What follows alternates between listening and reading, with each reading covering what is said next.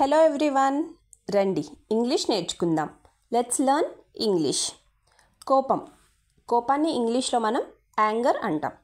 ఈరోజు మన డైలీ లైఫ్లో యాంగర్కి సంబంధించిన కొన్ని సెంటెన్స్ ఏవైతే మనం డైలీ లైఫ్లో యూజ్ చేస్తామో అటువంటి కొన్ని సెంటెన్స్లు ఈ వీడియోలో నేర్చుకునే ప్రయత్నం చేద్దాం. ఫస్ట్ వన్, కోపంలో అతన్ని బయటికి నెట్టేశాను అనడాన్ని ఇంగ్లీష్లో I kicked him out in anger.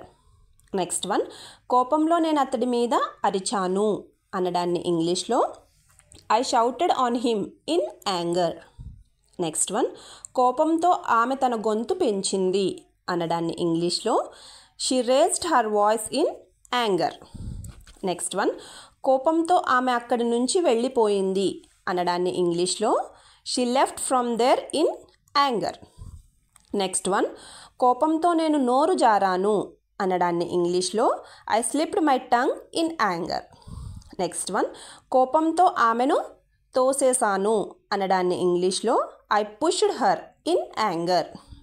Next one, కోపంతో అతడు నన్ను చెంపదెబ్బ కొట్టాడు అనడాన్ని ఇంగ్లీష్లో he slapped me in anger. Next one, కోపంతో నీ మీద చెయ్యెత్తాను అనడాన్ని ఇంగ్లీష్లో I raised my hand on you in anger.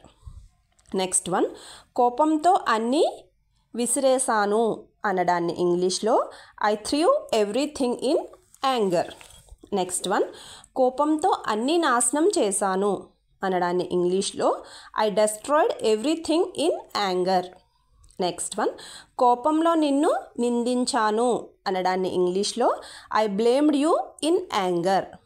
Next one, కోపంతో నిన్ను నిందించాడు అనడాన్ని ఇంగ్లీష్లో ఏమంటారో కింద కామెంట్ సెక్షన్లో కామెంట్ చేసి చెప్పండి.